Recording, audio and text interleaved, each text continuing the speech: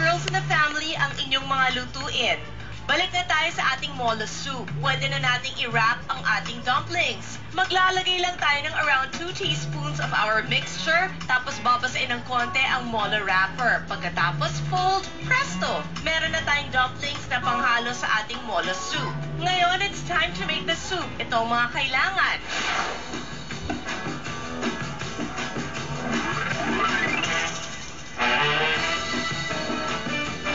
When the dumplings are ready, we can saute the soup. Oil? Yes, oil.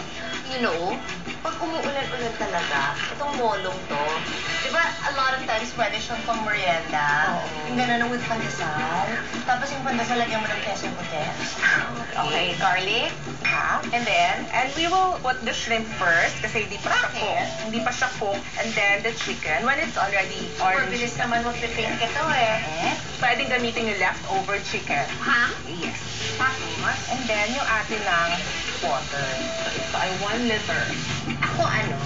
Kasi yung cubes, yung saan ko nagagamit, pag gumagawa ako ng cheese sauce.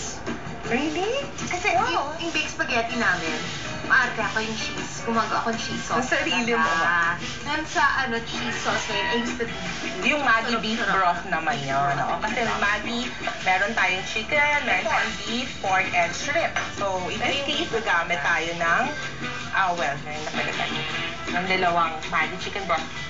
Mas magiging malinamnam ang mga soup natin because of Maggi chicken cubes. Dahil ang real flavor ng chicken talagang nandito.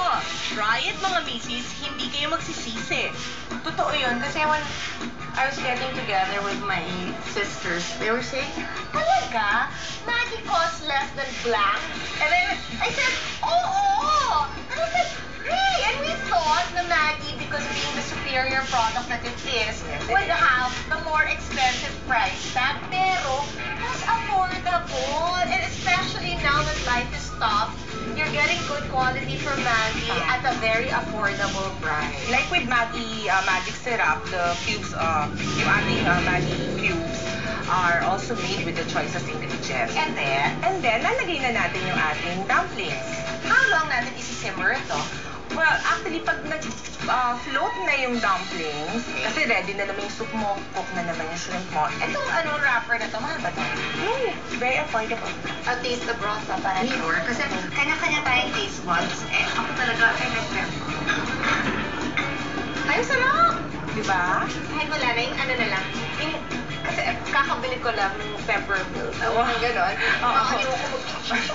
You put this in the bowl or dun sa last? Well, you can add in the soup kung gusto mo, and you can add it also to parang toppings lang siya.